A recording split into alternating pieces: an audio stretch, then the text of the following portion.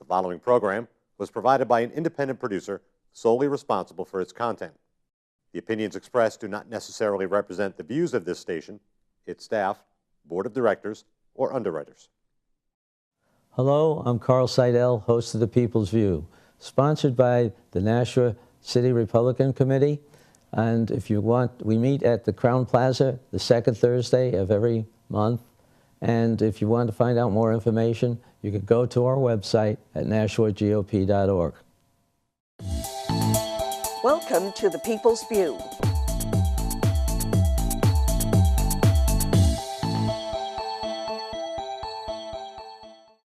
Hello, and help me welcome Frank Edelblut. Frank, hey, thank you for being here. I'm glad to be here. You're a representative now, a near winner for the governor's race in your primary, and you're still active. You're helping Chris Sununu now, I guess, get elected. Well, I'm helping Chris. So I was a representative before, and so I'm continuing as a representative, right? But since I was unsuccessful in my bid for governor. But you certainly surprised a lot of people. We did surprise some folks. It wasn't a surprise to me because we were working really hard in that race trying to get that job done. So I was unsuccessful, but I still want to make sure that the Republican ticket is successful on November 8th. So whether it's Chris or other state rep candidates, state senator candidates, congressional candidates, even the presidential candidate, just trying to help the Republican ticket advance its agenda and be successful on November 8th. That's really what I'm focused on right now. Oh, very good. And I appreciate you having me on, though I do. Well, I want to get your perspective on this race, too. You've, as you say, you're helping a lot of different people at this time. What do you think's going to happen here? I mean, this is a crazy year. Well, I can tell you what I think, although I don't really know if I'm settled in all of those thoughts. And as well as the pundits are completely befuddled by what's happening. They can't figure out what's going on. One moment one candidate's up and then the other one's up, and really what we don't know is because there's so much dislocation at the presidential level, at the top of the ticket. The question is, how is that going to affect the races down ballot? I mean, for yourself as well, running for state representative here in Nashua. And I don't think people are sure as to how that is going to affect everyone else. I don't know that I have the answer. What I do know is that we've got, solid Republican principles that we are trying to push for and to move forward. And those are things that people care about. I mean, throughout my election cycle, throughout the primary, I was able to get out and talk about issues about jobs, and how we can grow this New Hampshire economy.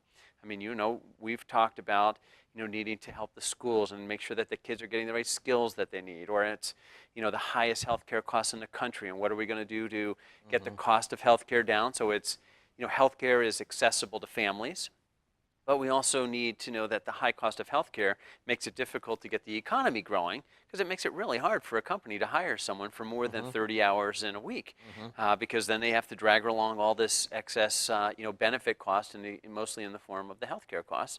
So we've got high electric rates we got to deal with. We've got high business taxes still. I'm hoping that you're going to be able to do some more work on that when you get to the legislature, and just regulation that is stifling businesses. So we still got all of those things that brought me into this race still exist.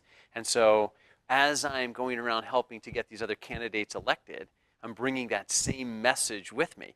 Because what we do know is that in terms of skills, the Democrats are going to side with the establishment, the institutional education system, and they want to preserve the institution over education. They're more concerned with saving public education than they are educating kids. And we know that if we're going to move education into the 21st century, we've got to create some choice, we've got to create some flexibility so that this system can advance, move forward. So we know that that they're going to do that. We know in terms of, healthcare costs, I mean, Colin Van Ostern has already signaled and told us he's made a cornerstone of his campaign that he is going to double down on a failing Obamacare welfare expansion and make it permanent. I mean, this is just crazy. He has no idea how he's going to pay for this. All across the country, the wheels are coming off of this program. And what does he do? He says, oh, let's make it permanent. We have no funding mechanism. This No. is, I wrote an op-ed the other day, this is playing Russian roulette with New Hampshire's finances, because you make a promise for a benefit and you have no idea how you're going to pay for it. Yeah. I mean, think, we've already made promises that we're having trouble keeping in the New Hampshire pension system, the retirement system. And so if you can't even meet the obligations that you've already made, why would you go out and make more long-term obligations? You know, so we know, you know, from a healthcare standpoint, the Democrats are not going to fix those problems. From an energy standpoint, I love green energy. I'm in the House.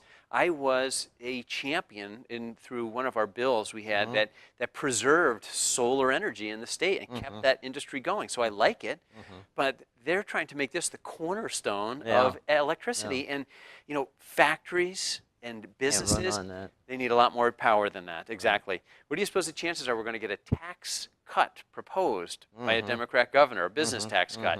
Not likely. No. And then in terms of regulation, I just think it's the Democrats who just continue to push regulation on us. And so you can see in New Hampshire, there are some clear differences in terms of you know, policies and stuff that we care about as Republicans.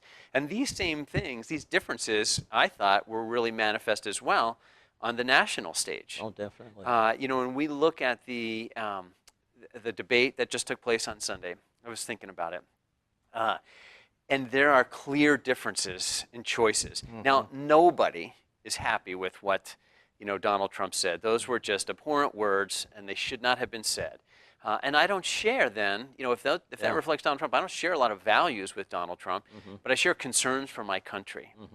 And so I know, for example, that when it comes, and this is my biggest issue, the Supreme Court, you know, that Donald Trump, you know, understands how the Constitution is supposed to function, a constitutional republic is supposed to work. It was funny. So one of the, you know, the participants in that debate asked the question, so, you know, what is kind of like your criteria that you'll have for putting somebody on the Supreme Court?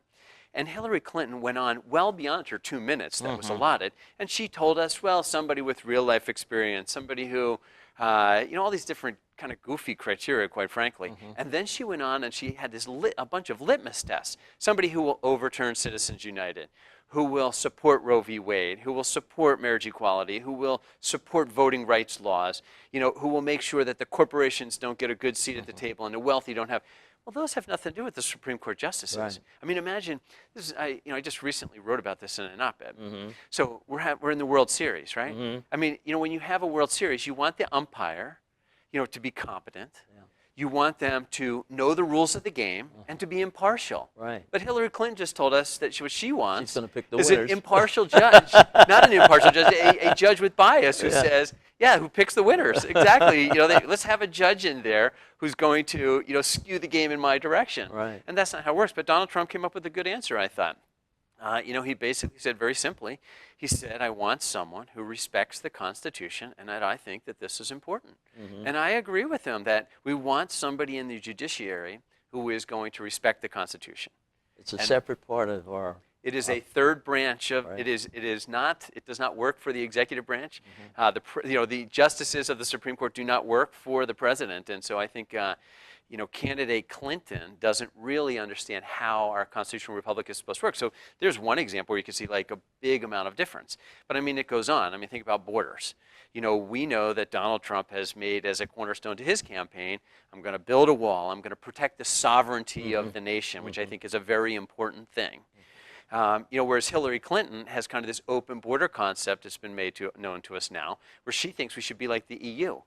You know, all of the Western Hemisphere is kind of this fluid EU type of, political subdivision where people can move freely in and among themselves. You know, we are a sovereign country. And we have to respect that sovereignty. And it's sort of like this. I mean, imagine, Carl, you go home and somebody has gone into your house and they've sat down on the couch. They say, oh, I like this couch. I think I'm going to stay here. Well, that would be a violation of your property rights. Right. But that's what we have when we have illegal immigrants coming into our country and just saying, oh, I like it here. I think I'm going to stay. No, you can't do that. That's not really what property rights are. So again, on the national level, a big distinction between a couple of folks. You know, if we think about security, you know, Donald Trump has said, I want to defeat ISIS. You know, Hillary Clinton has a tough time even identifying and saying the words terrorism. And that's not good. If you're going to defeat an enemy, you need to actually be able to name the enemy and know who it is. I think of refugees as another one. This has a direct impact on New Hampshire as well. Definitely. Donald Trump, his position, it seems now, is he wants to do extreme vetting. Whereas Hillary Clinton has basically admitted that we can't vet these, these refugees coming in from the Middle East. There's simply not enough information to be able to determine who the good guys and the bad guys are. But she still wants to go from 10,000 refugees to bring in 65,000 refugees into this country. I mean, how are they going to be assimilated? And what's interesting? Our founding fathers talked about immigration. I don't know if you knew that. Yes. And they said, what we really have to be careful of it when we do immigration is that we don't bring too many people in too quickly. Because the folks who are immigrating here are coming from countries that don't have a constitutional republic. And the founding fathers talked about two risks that they saw. On the one hand, they said, we have a participatory government. But these folks are coming in and they don't know what a participatory government is. They're used to just following rules. So they might shy away from the system and not get engaged. Or the flip side is they might, turn to licentiousness and just go hog wild, like, whoa, freedom is a great thing. I'm going to do everything I want, and I don't have any control over it. Or I can do anything I want, and nobody's going to control me.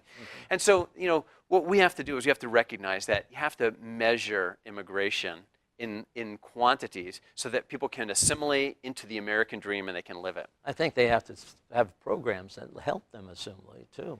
We do, and part of the problem is, again, a lot of these programs that we do have don't actually assimilate individuals into the communities. What they do is they isolate them into, and I'll put quotes around this, kind of a ghetto type thing where all of the same folks are being, housed in the same place and they move them to the same school and stuff like that. And that really does not facilitate the assimilation of folks when they do come into our communities. But again, another clear distinction between the Republican platform and the Democrat platform, and I think one that we want to try and keep an eye on. I think we cause a problem, too, by not making English our language for everybody. We accommodate too much of the languages of the other people. Help them to get to learn English and be more proficient because they want to become citizens, so-called, and you have to know English to be able to be a citizen. I want to know something. So during the election process, or during my primary, I learned some more information, and one of the stories that I heard about English was that in the schools, when you have a parent-teacher conference, if you've got a student who English is their second language, they get an interpreter and in that parent-teacher conference. And so they've got families that have been in the country for 10 years, and they still come with an interpreter. Really? Well, and it's almost a system that wants to perpetuate itself because the interpreters, if they get paid by showing up at those things, why would this family learn? And everybody wants to keep the system rolling here. But I think it's better for the individuals if you genuinely care about people, then you will help them to fully integrate into the America that we know, so that they have the opportunity to really embrace and live that American dream, and I think it's important. And move up the economic ladder. Move up the economic ladder, which is really what we want to see happen, and I think that's good for them. And that's where we have to focus, I think, our help, is developing our state economically. Right. I mean, in terms of trying to help these individuals, absolutely, we want them to move up the economic ladder. So, lots of distinctions both at the state level, at the governor's level, as well as at the national level between, the Republican message and the Democrat message. And the question is, what kind of America are we going to have in the future for our kids? Which is really one of the reasons that I initially got into the governor's race, because I was concerned about that and wanted to make sure that that American dream was alive and it was well for not, us. We've had the opportunity to live the American dream, but for our kids and for our grandkids, we want to make sure that they have the opportunity to fully embrace that American dream. Well, you started on something in the beginning, talking about funding some of these programs and everything. I think that's one big difference between the Republicans and the Democrats, is we look at a program as, what do you want to accomplish? How much is it going to cost? How are you going to do it? How are you going to measure whether you're succeeding or not? They forget that part of it. It's just how much is it going to cost. After that, Did they ask? I'm not sure they ask how much is it going to cost. No, that's true. It's how much can you give us? Honestly, in the primary as well, I was just, as governor, I was just looking forward to getting into that budget process, because it doesn't need just a cursory, look, somebody needs to have the discipline and the skills to be able to drill down into the details of that budget and go through program by program and, to your point, ask the classic business question. Okay, so here's the program. What are we trying to get? What's the objective of this program? How do we know if it's achieving that objective, right? Is it meeting the objective? Is it not? How much are we spending on it? And is that the best use of funds that we can have for that program? And every single program needs to go through that kind of rigor. But too often in government, the budgeting process works like, well, you spent $100 last year, so we'll just increase that a little bit for the next year. Instead of saying, do we need to even have this program at all? Do we need to spend $200? Can we get it done for $50? But that's not really the typical approach in a government budgeting process. And as we saw, I don't know that if you realize this, but so the commissioners just came out with their initial pass at the budget. And of course, it's over $1 billion more spending they want next time. That's what happened last time. It is, and it's just sort of silliness is really what it is, because I mean, essentially what they've done is they're just saying, well, they know they're not going to get it. Yeah. But they're just like, well, we aim high, and then they can scream, because you know how the budget process works. Oh, yeah. They ask for an increase of $1 billion, and when we give them $500 million, they say we cut the budget, Right. even though we're spending $500 million more. So they just need to have it really high so that they can scream a lot that says that we're cutting their budget, when in fact there's not any real dollars being cut out of the state budget at all. But there are opportunities in there that could be focused on, but we need someone who's going to work hard as a governor and dig in and scrub the numbers well for the citizens and the taxpayers of New Hampshire. Well, you're helping a lot of people, and one of them is Chris Sununu, try to be elected to be governor. And we have a governor now who's claiming that she did all the work on the budget, when you know and I know that we threw out her stuff, which had the $1 billion more and $100 million in fees and taxes, and started over again and gave them a good working budget that actually is showing excess income. Correct. We have a surplus right now. Right. Well, you know what's really interesting? So as you know, the governor handed us a budget that had over $1 billion in increased spending. Of course, the legislature rejected that and cut that back significantly, not as a budget cut, because there was still an increase. There was an absolute increase in spending. So all those times when the Democrats were saying, you're cutting the budget, no, we're just cutting the increase in the budget because we don't need all that money. But it's interesting, if the current budget that, even though she vetoed it and finally agreed to sign that budget, if that's now considered a good budget, what was the budget she handed to the legislature? Right. Was that a lousy budget? Because remember, she sent the budget to the legislature initially that included over $1 billion in spending increases. So I'm kind of curious as to what adjective she would use to describe that. Just a waste of our time? Like, why wouldn't she just send us a good budget if she wanted us to have a good budget? And the state really suffered by her vetoing it, because 3 months they were living on the preceding budget, which is even less. Right. And they couldn't get their funding steady. And then when we approved it, they still don't have the process of getting the funds out to the people. Well, the problem is that, and Maggie Hassan is not doing her job. Right. We know it in a couple of areas, whether it's some of the, the drug council money that's not getting out, and then we've just recently discovered the developmental disabilities. Money still is, a waiting we've list. appropriated these funds. Yeah. They were designated to be spent because we identified that there were services in the state that needed to be performed. And this Democratic governor is not competent enough to administrate the programs and get the money to where it needs to be. And that's just wrong for the people of New Hampshire. We need a competent manager up there who's going to be able to, make sure that the programs get implemented. I mean, this is, people would often, as I was running for governor, they would say to me, so what is your legislative agenda? I said, well, number one, you got to remember, I'm not running for the legislature. My job as governor is to make sure that the state performs like nobody's business. The legislature is appropriating those funds, and my job is to make sure that every dollar gets used wisely and prudently and is delivered so that it delivers the best bang for the buck that we can get in terms of services for the citizens of New Hampshire. Well, in the 2011 and 12, I don't know how much attention you paid to the business of the state at that time. We had a committee that looked into the rules and regulations and the things that could be done to make the government operate more efficiently, or Yes. more effectively. That's a better word. And we had a couple of things, programs that was started.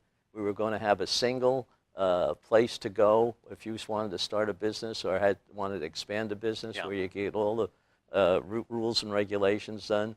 You wanted something that was more digitally available on the internet so that you could fill out the forms easily? You know, They just part of the ignored it since then. well, but part of the problem is, Carl, is that I think those were great ideas, and I think that there are a lot of other good ideas Yeah. that are floating There are more. around out there. What we haven't had is a governor who is competent to implement them.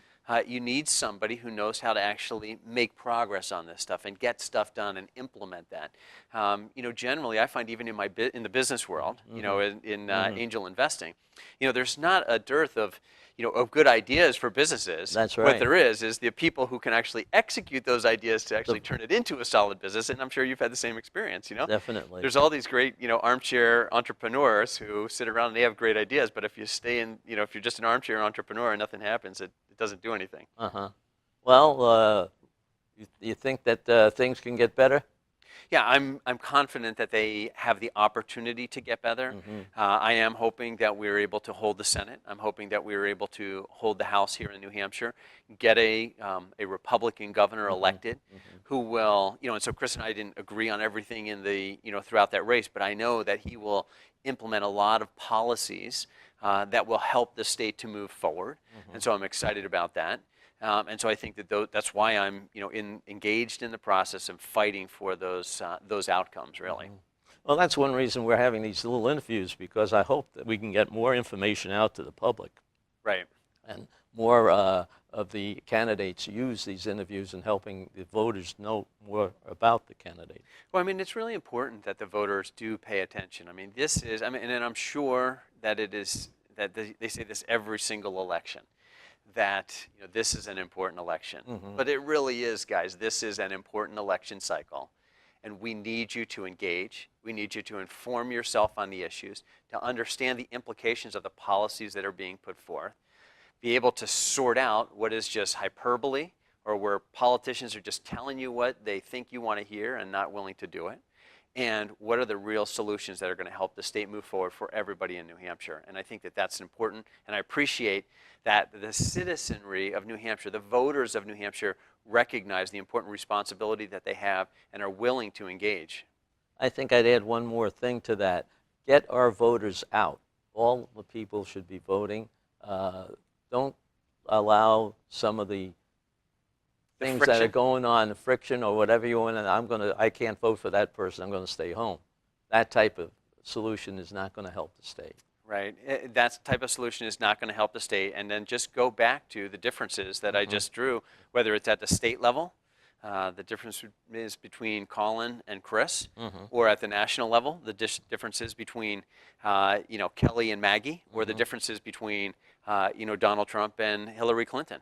There are enough differences that it's important that we get out and support those candidates, and we may not like every single thing they say. Well, we certainly don't like everything that some of these candidates say, but we may not even like all of their policies. That's right. But we can hold their feet accountable and say, I'm a voter, I supported you, and so I need you to represent me, and this is my perspective on a particular issue, and I want you to represent that issue in your elected office. And I hope to have more people on after the election so that we watch and follow up on some of these things, too. We have to hold these politicians accountable. If That's they've right. told us, if they made promises to us, and they said, this is what I believe, here's what I'm going to do, we as voters have a continuing and an ongoing responsibility to hold them accountable. Frank, what can we see in the future coming up with your involvement? Well, so, I have to tell you, I loved running for office. I had a great time. I've met so many people across New Hampshire. It was really fun. Some people said to me, they're like, well, aren't you exhausted after the primary? I'm like, no, of course I'm not exhausted. I was just invigorating. getting warmed up. Yeah. I had planned on running through November 8th, and then I wanted to be the governor. That was my goal. Yeah. So I was conserving my energy. So, I was just getting ramped up. So I am going to continue to fight through this process through November 8th for the Republican values that I think are important. And then we'll just wait and see, what opportunities present themselves. I got into this race because there were issues that I cared about, both for my kids, for your kids, for our grandchildren. Those issues did not go away because I didn't win the primary. So I am absolutely 100% going to continue to advocate for and fight for those things that are important. I don't know what that fight looks like right now and the role that I can play in terms of trying to help advance those things, but I'm open and I'm willing to try and engage. Okay. Well, Frank, we're going to have you on the show a couple more times. I can see that. I'd be because happy to do that. I'm very interested in seeing, and it's really an unknown up there. It's so close, and as you said to me before, it's up and down. You can't. I don't know if we can believe any of these polls that are being run as to how people are going to vote. We don't know. Oh. Well, thank you very much, and we're happy to have you here, and good luck on whatever you choose in your future. Thank you so much, Carl, for having me. I Thank you. appreciate it.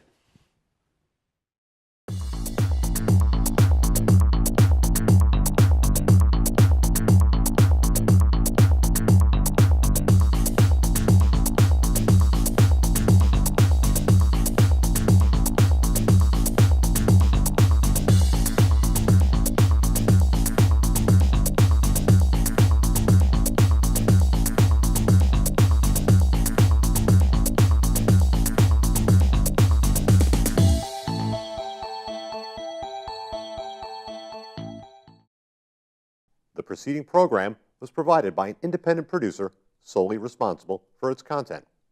The opinions expressed do not necessarily represent the views of this station, its staff, board of directors, or underwriters.